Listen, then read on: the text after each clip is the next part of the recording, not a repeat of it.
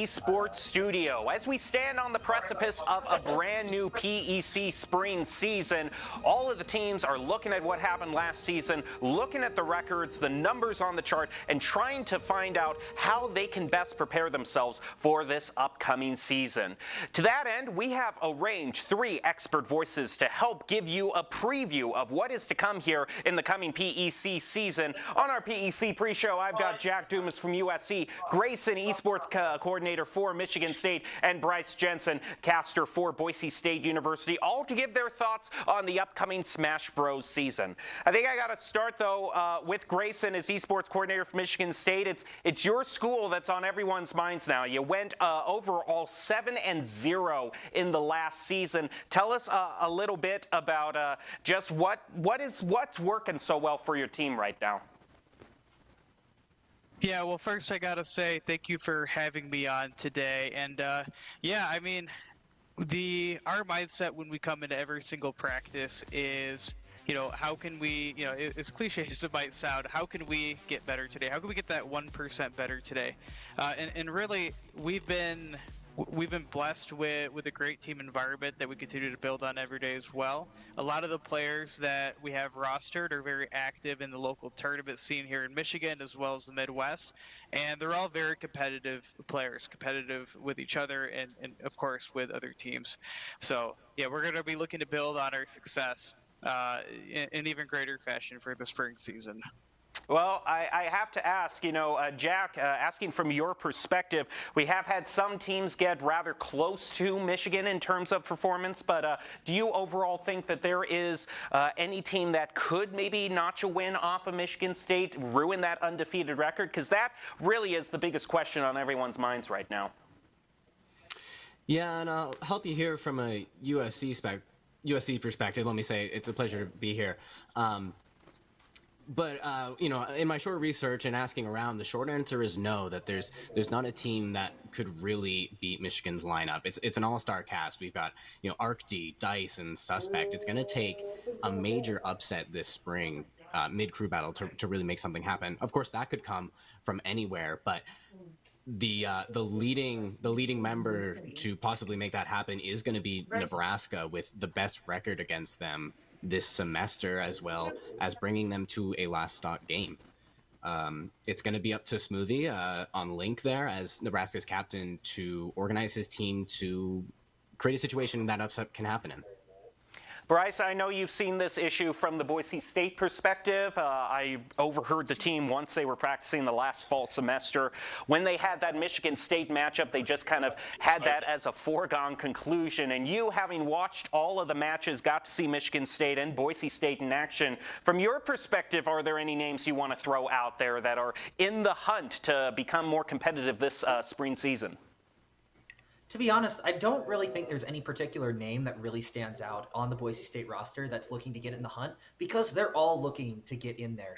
I've seen them grow throughout the course of the semester and throughout the season, and all of them have sort of grown into a prominent role in the team, whether that be starting off or the anchor. It doesn't really matter where they are. They tend to do really, really well against teams that are around their same skill level. I think the biggest thing about Michigan, I'm just going to use them as an example because they're the people to beat here. But when you're going up against such a good team who has such a good reputation, being, well, in Michigan's case, 7-0 by the end of the deal, it kind of gets into your head. So I feel like the thing that BSU sort of needs to figure out across all of their players is sticking their mental, keeping it good, and just going all the way through. From my perspective on the desk, seeing them they'd start out really strong, but towards the end of the first round and then into the second, they'd sort of peter out. They'd lose a lot of that fuel. So going through the motions and trying to keep some of that morale up and high and just keeping in that hunt is what is going to put BSU above and beyond this semester. Well, I have to go back to Grayson because as the coordinator for Michigan State, you know the team better than anyone else here. You know their mains, their potential weaknesses. From your perspective, what have you been seeing? Are there any, what are the biggest counters in your eyes you see, knowing Michigan State, the characters they like to play? What might other teams try to bring out against them?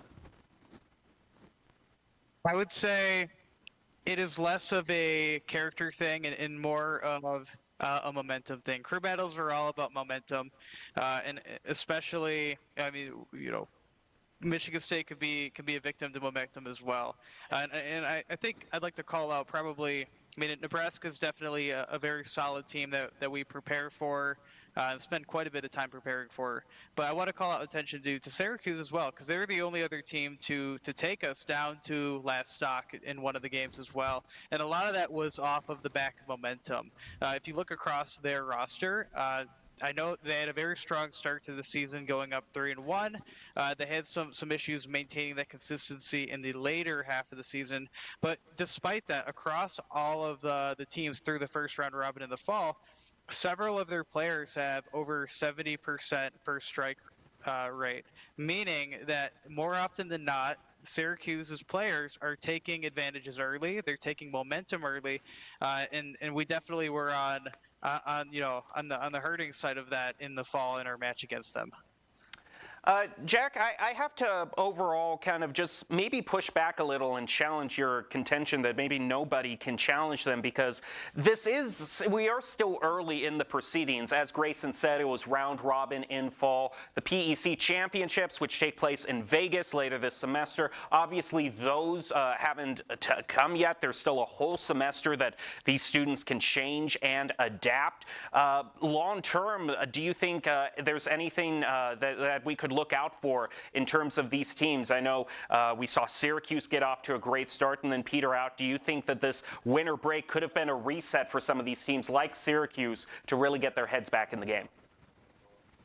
I do, and my contention may have come from an underdog perspective, right? I think USC here is sitting at a spot where they're very nervous of the upcoming season. But I know here at USC, at least, we're doing tryouts again this winter, as we always do. We're going to be putting our team back together, same pieces, different story, and we're gonna be like, I think every other team is going to be tackling the different perspective. It's interesting that we were talking about momentum here, Bryce, because it seems like Boise State's strategy at least seemed to be the opposite of that. They really had kind of their anchor, Leodog, as the final person, to go up against that roster. So it was kind of a reverse thing to what we saw with Syracuse, where Syracuse would build up a huge lead early. Boise State would kind of try to hang in there until they got to Leodog. Do you think that strategy is viable, or do you think things should be changed up? Maybe Boise State can get a number of stocks early. What's your pulse on that situation? The thing is about any strategy, it's not going to work against every single team. We saw that really, really prevalent in the fall semester. They won a few of their games because of that strong anchor that Leodog was, just getting onto that back foot and able to come and just push that lead forward really easy. But then they just hit teams like Nebraska, like Michigan, who didn't get pushed over by Leodog's DDD really easy. And it sort of put a huge monkey wrench into their whole strategy. So I do think having that reliance on your anchor is a good strategy. It's just not something that you should lean on as much as we saw Boise do. And they really should update their strategy just a little bit going into certain matches, because, same thing isn't going to work against every single player, against every single team. And varying your strategy means you can open yourself up to a lot more outcomes than just using the same thing over and over again and hoping your opponents don't play to counter it. Well, we've been talking so much about what teams might present a threat to Michigan, but I think for the viewers at home, we're not going to get really a full picture of what's going on unless we take a look at the schedule, because we have asked the three people we are interviewing here today to take a look at the schedule, take a look at the weeks that matches are happening, and kind of highlight their top three picks for what they think the most exciting matches of this season could actually be. And I'm actually going to start with Jack Dumas here. You got a chance to take a look at all of the matchups. What really caught your eye for this spring semester? Well, obviously I'm excited to. Well, this isn't my graphic, unfortunately. Yeah, I believe that's unfortunately, my graphic. I'm. Yeah, that's Bryce's. You want to let him start? Oh, okay, I'm here. Great. All right, there you are. There you are. So obviously I'm excited to. I'm sorry? No, I just said go ahead. Thanks. Obviously, I'm excited to see USC play. My top pick is going to be that Boise State versus USC matchup. We had 2 consecutive games of 11 to 12 stocks against them last semester.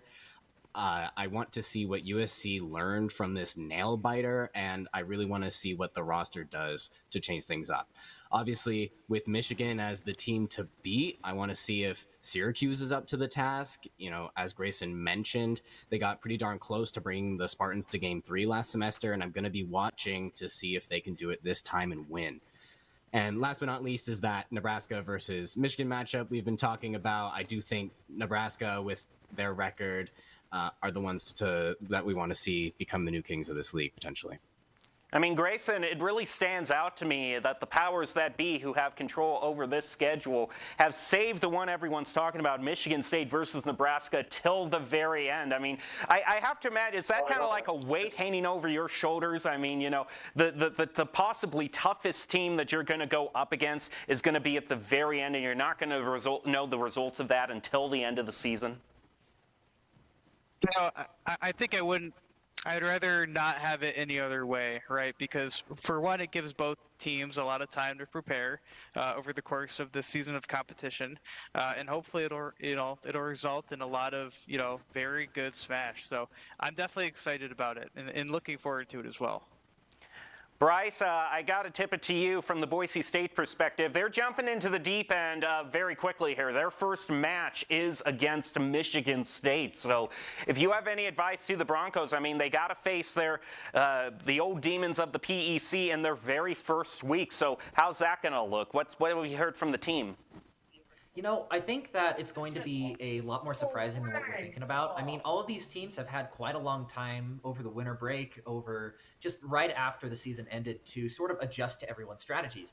They know exactly what or not exactly, but they have it in the ballpark of what Michigan's going to play. But the same thing can be said for Michigan against Boise State. And I think it's sort of the opposite of what Grayson was talking about with the Nebraska-Michigan State deal. It's going to be a little bit better to have that first hill to climb.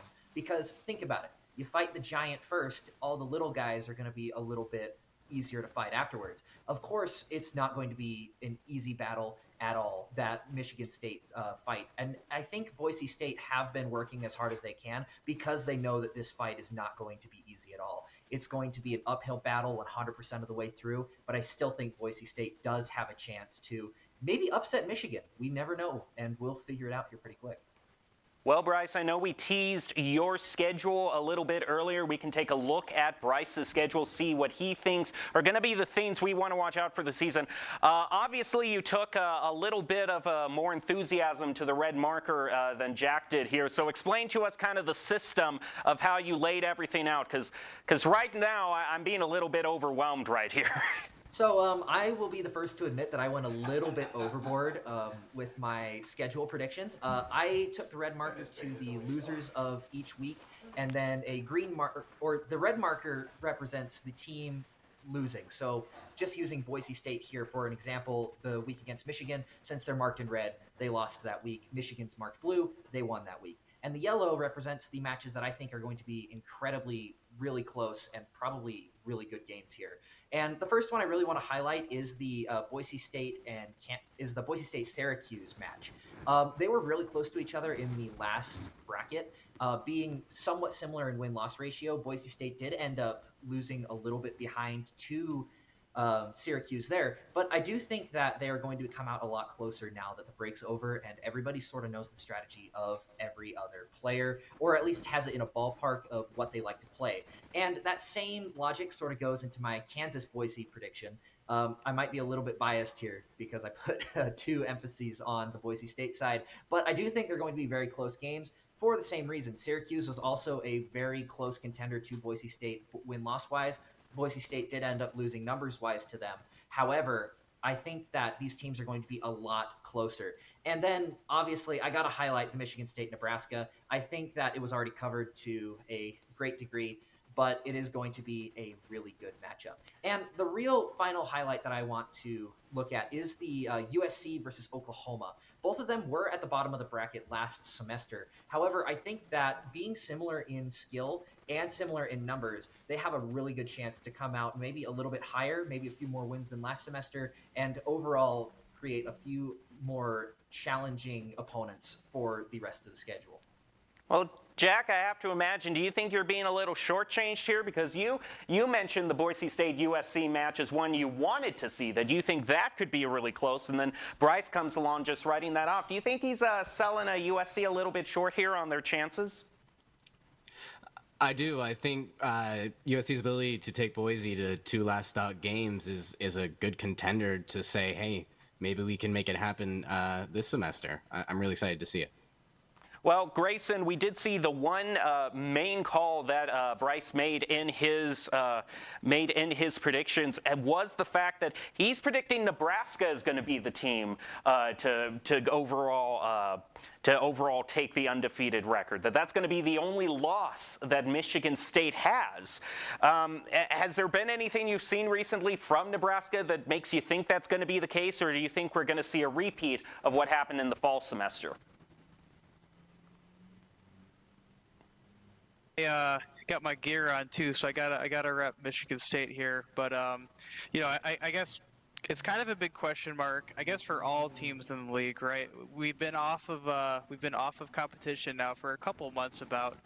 So I know we're excited to see what other teams have in store for us, but I mean, I gotta disagree though.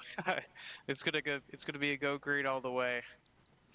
All right, well, that brings us to your schedule, your chart, Grayson, of what you think, from your perspective, are going to be the biggest matches to watch. And you're starting us right off the bat with that Boise State-Michigan State game. What's got your eyes on that?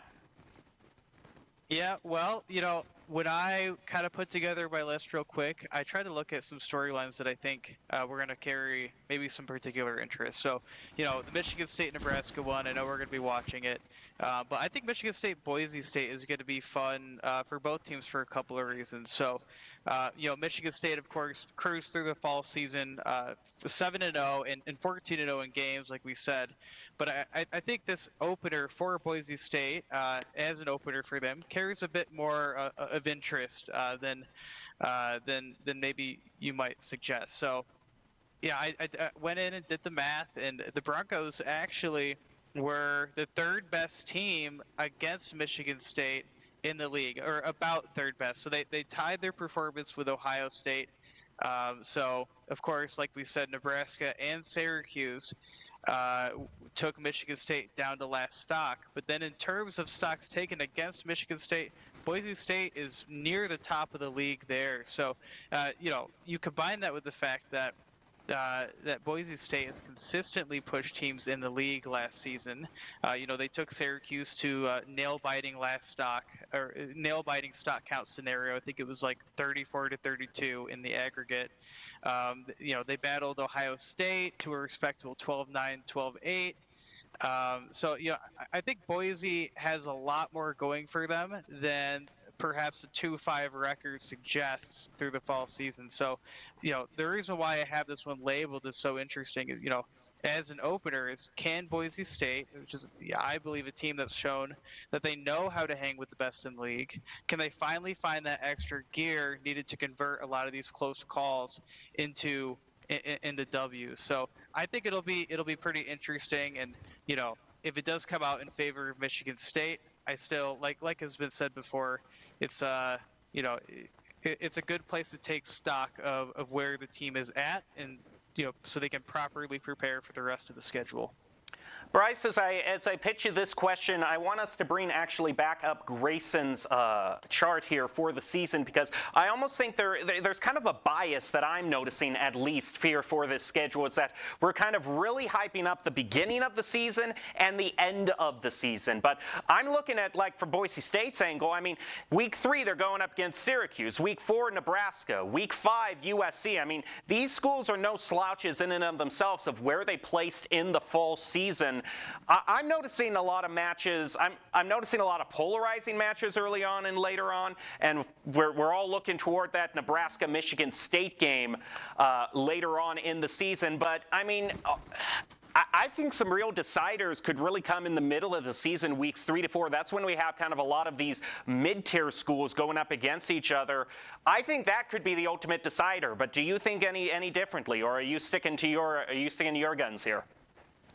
I think it's going to be one of those. I think it's going to be one of those schedules where a lot of the really, really good matches, a lot of the really close ones, happen towards the middle. I mean, we had that Nebraska Michigan State one, but we are going like Boise's going up against Michigan State first. They are in a not very enviable situation compared to the rest of the teams in the league. However, like you were saying, Oklahoma and Syracuse are no slouches either. They're right in the middle of the pack and going to give Boise State quite the trouble just trying to get over it and trying to get those wins out. I also see that the Boise State USC game was highlighted, which I also agree is probably going to be a pretty good game to watch as well. Probably not going to be as close as, say, Nebraska-Michigan, but it's definitely going to be one of those games where it probably will come down to a nail-biter for a round or two. I think that the front is going to be really good. The back is going to be somewhat good with the Michigan State, Nebraska, but overall that middle of the pack is going to be where a lot of the really close nail-biter games are going to be.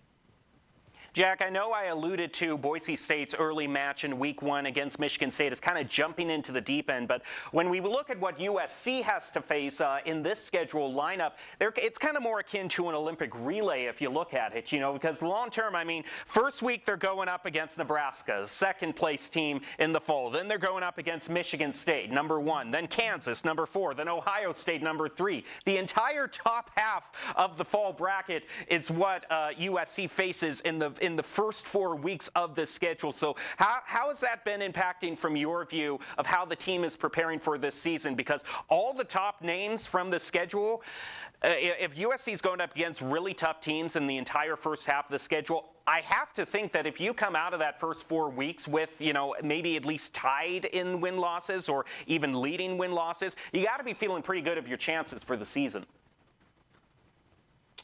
That's right. I think you bring up a great point, and we've been talking about momentum. I think that momentum factor goes within sets as well as across them. If you're able to, if USC here is able to jump in against the big dogs and really show that we belong in here, I think they're going to have a great season ahead of them. And at the same time, if they get knocked down a peg or two, they're going to have a long road ahead of them trying to find their way back in this league. I'm really excited to see what adjustments USC has made. And I really think they will either make it or break it. They'll kind of be able to prove themselves one way or another before that Boise State game that we've been talking about.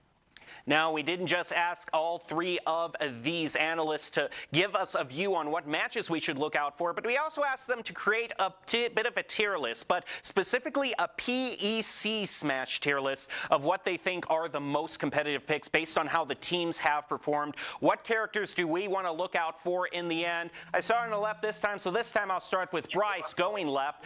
Bryce, let's bring up your tier list first, and what really stood out to you last season, and who should we be looking out for in game this season? I'm gonna start from top to bottom because I feel like that's how we should look at tier lists. But looking at the top, I think Steve and Kazuya are just kind of gimmies to put it S tier. Steve is just, hey, I want a wall to bounce people around. I want to cage them up, and I can do that. I can do pretty much anything. And Steve is one of those characters that's really hard to take the lead back from once you start to lose it. It's really hard to get back. Kazuya is sort of the same way, but for different reasons. He's less of, I can control everything, and more, hey, I can just get you from 0 to death super easy with combos, and if you get me past 100%, it makes it even easier for me to take stocks off, which is where I think Kazuya really shines above a lot of the other martial arts fighters like Ryu and Ken, who I have towards the bottom just because they do the same job, but a little bit worse. I also have Young Link here because out of all of the teams that we saw, a lot of them had Young Link players that were incredibly good at controlling space.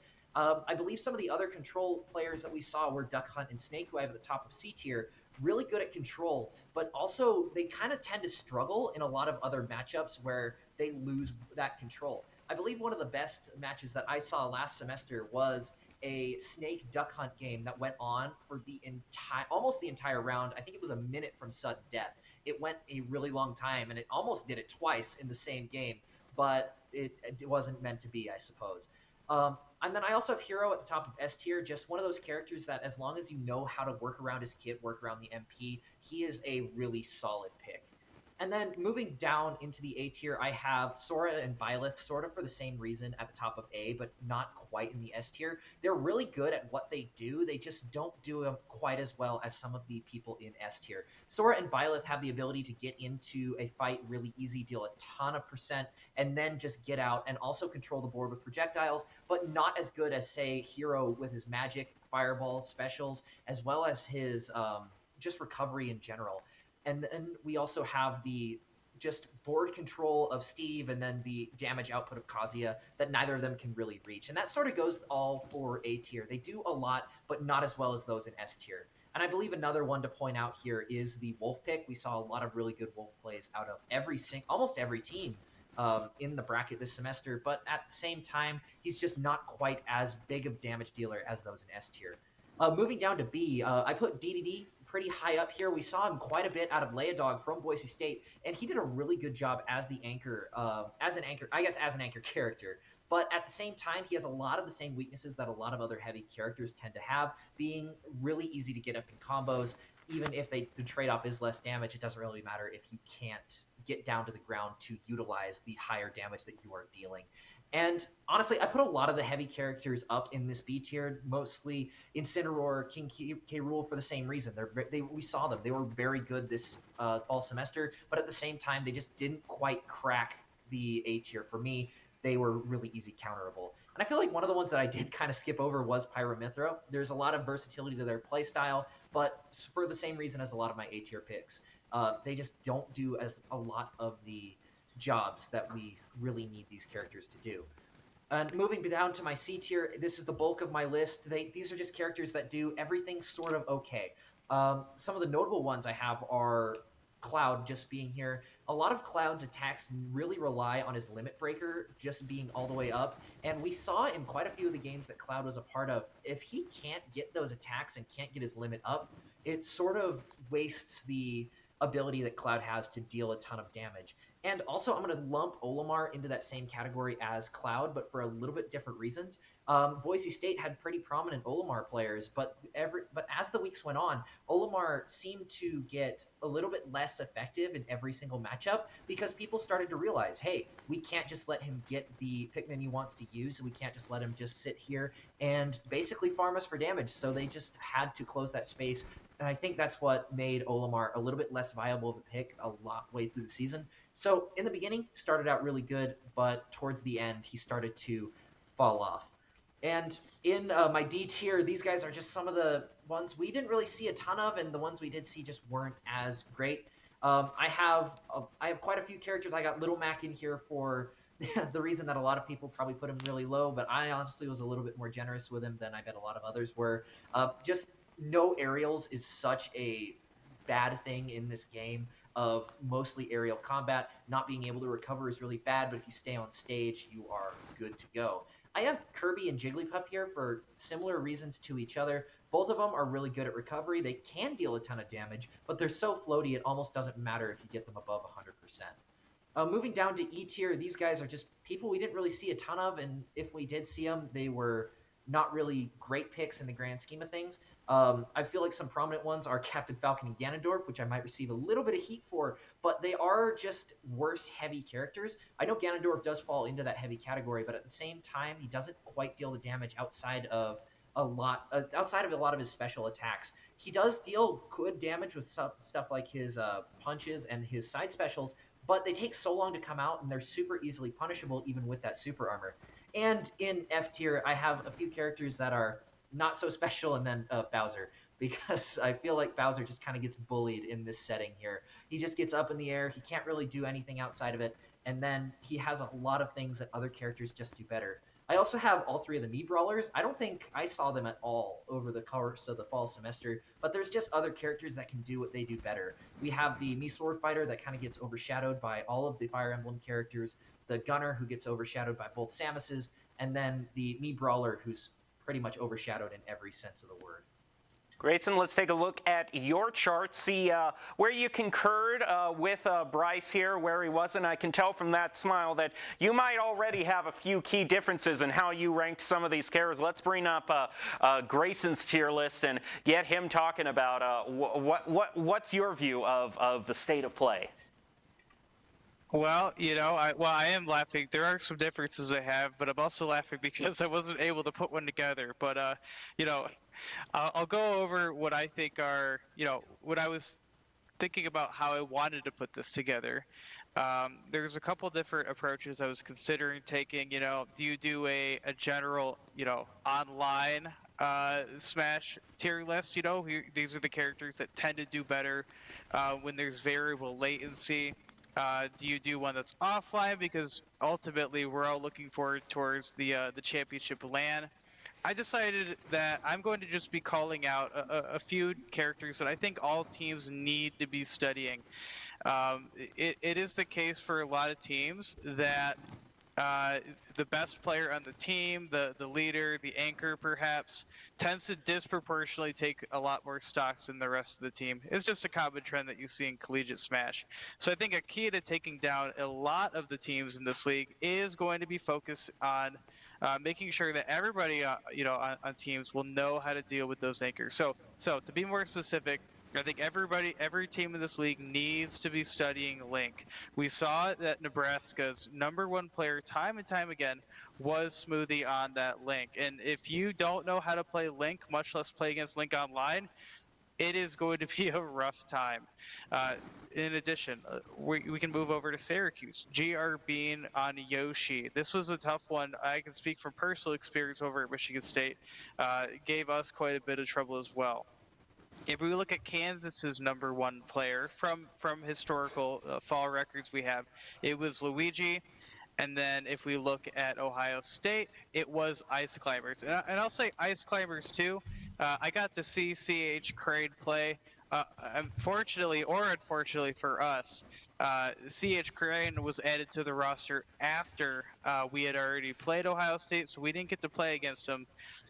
But they definitely know a lot of decent combos, and they know how to time them online as well. So definitely a very scary matchup to play against if you aren't used to. So I'll say Link, Yoshi, Luigi, and Ice Climbers. Those are matchups that every team needs to have prepped if they want to be able to make a deep run this season. Jack, let's take a little bit into your side of the world. Take a look at what you have listed as your top tiers here. You've even circled a couple of them that you just want to point out here. So take us through everything. Yeah, with eyes on Michigan here, I really just wanted to point out some important parts of that lineup. Obviously, the Kazuya and Steve picks are those gimmies that we've been talking about. I will say I am not the authority on the strategy of this game. I did agree with a lot of the insights from Bryce and Grayson here, but this is not my genius, so to speak. These are a lot of my takes here may be out of date. They may be not great to look at, but I did point out that Link, as Grayson mentioned, is an important thing to look out for. That Palutena belonging to ArcD is pretty strong. I also just included a few shout outs to my friends at USC. We've got our strongest player on the Jigglypuff, which I feel was a little bit overlooked. Jaden there does some really great work on Jigglypuff, as well as our Kirby and Samus players here at USC. I do have, my A tier full of pretty consistent picks. I have the Ice Climbers up there. Again, not strong enough to make it quite to S tier. And I found myself putting the heavies a little bit lower than Bryce especially did. I don't, as a Greninja main myself, I suppose I don't quite believe in the King DDD play as much as its success has shown us. However, I do think all these teams are showing the best of all of these characters. One thing I have to point out here, though, is that Bryce put, Peach and Daisy way down at D tier where you have them at S. I got to ask, what's the hidden factor here? Why are you so much more enamored with the princesses than everyone else? I do think that is one of my more outdated picks on that S tier. I do think I haven't seen it. I just do think they have some capabilities online. Yeah. All right, well, we'll just leave it at that. I do have to get you all out on one final note here. This is Jem's surprise end question, just to keep all of you on the edge of your seats, because obviously there are huge rumblings right now about the successor to the Nintendo Switch, which is supposedly coming in the next few months, but we know Nintendo's been taking their sweet time with it. But as they have been taking their sweet time, it's been led to a lot of speculation, and with the new Switch is going to come inevitably a new Smash game, or at least a polishing maybe of Ultimate, adding more content to it. If there's one thing you want to see next most of the direction Smash as a whole takes, changes made, new characters probably, what do you want to see most as you're involved in the collegiate scene from the next Smash game? I'll start with you, Jack. Sure, I think Bryce mentioned this a little bit in how heavy the scene is in aerial combat. I think the turn that Ultimate took was very jump heavy, jumping out of shield, jumping everywhere on stage. I think I'd like to take a turn back away from that. Back in Smash 4, that wasn't as big of a deal, and I think having such an emphasis on characters with big jump heights and their capabilities to punish characters in the air is one of the main frustrations maybe that players of traditional fighting games have with something like Super Smash Bros. The platform fighters is everyone's just flying up in the air. What's going on? I think I'd be really excited if we get more of a grounded game state in any future events of Smash Bros. Grayson, do you concur? What are you hoping for most in the next installment? Honestly, I mean, if we can, this might be a bit of a long shot, but if we can get rollback netcode, I think that would be fantastic. So better, more consistent online experience so we can, yeah, that's what I'm going to go with, rollback netcode. I'm going to push back a little bit on that too, because saying that I wish Nintendo Online service was better, let's just put that as a gimme. I'm looking for something more concrete into Smash, okay? Because I could have asked that question of literally any other game on a Nintendo platform and gotten the same answer. So I'm gonna just drill down just a little bit more with you. Yeah, sure. So in that case, I think that the Echo Fighter concept was something that was teased and kind of executed with the base release of the game, but I think there's a lot more. I think there's a lot of interesting Echo Fighters that you could add to the game to slightly change the balance. So whether that be a Dry Bowser or a Shadow the Hedgehog in future DLC releases, I think the Echo Fighter concept has a lot of promise that wasn't really delivered on in Smash Ultimate. So I'm looking forward to that in the next game. Yeah, I certainly know there's going to be one person in our production who is just screaming Riku right now because we didn't see that as an Echo Fighter for Sora. But yeah, I mean, there are so many options that could really be just a nice shout out to fans of these individual franchises. I gotta go with you, Bryce, though, as you're rounding this all out. What are you most hoping for in this inevitable next chapter that we see in the Smash scene? You know, I heard a lot of really good suggestions that I do agree with. Making the game a little bit more grounded is definitely a good thing. It would increase a lot of the viability of a lot of the Street Fighter characters, for example. They are not exactly great right now because it's such an aerial-focused game. There's also the network latency issues that are currently in Super Smash Bros. Ultimate. That would be a great update, but you said that's kind of a gimme there. And then also a little bit more updates to the Echo Fighters. Those are great. But I feel like we're missing one really big thing that wasn't brought to Super Smash Bros. Ultimate that's been in the Super Smash Bros. Community for a pretty long time. And that is bringing Waluigi to Super Smash Bros. He has been teased in many different things for quite a while now, but he's been passed up time and time again. So maybe the next edition in the Super Smash Bros. Series will finally bring the lanky purple man outside the assist trophy and back into the spotlight. Yeah, I know. I know one person on our in the building right now who would just go to their deathbed hoping that Geno would be the next entry from the Mario universe. But I mean, I have to agree with you, Bryce, that you got to give Waluigi his credit. I mean, just think about everything. Sora's in Smash before Waluigi. We have got Steve from Minecraft in Smash before Waluigi. How long can you tear this poor guy down? Just give him his due in this next game is all I have to ask of you, Nintendo. So I'm going to be with Bryce. I'm going to hitch on to his idea that it's just time that we have Waluigi on in there. But that just about has it for the topics that we're discussing tonight. Do you have any final thoughts that you just want to leave with us? Just quick final what you're looking forward to, Jack. I'm looking forward to a lot of great Super Smash Brothers. I'm looking forward to how these teams have adjusted and some great competition. I just want to thank everyone here and thanks to the folks at Boise for having me. It's been a great experience. Grayson? Yep, I know. We're just super excited to get started. It's been a long off season. We're itching to compete, and yeah, thank you guys so much for having me on. And finally, you, Bryce. I just want to say I am really looking forward to a lot of these next matches. I think they're going to be super entertaining now that everybody sort of has a feel for everybody else's play style. I would just like to once again thank Jack and Grayson for coming on tonight. It really does mean a ton to all of us and you folks at home. And I also want to thank you guys for tuning in to watch the stream.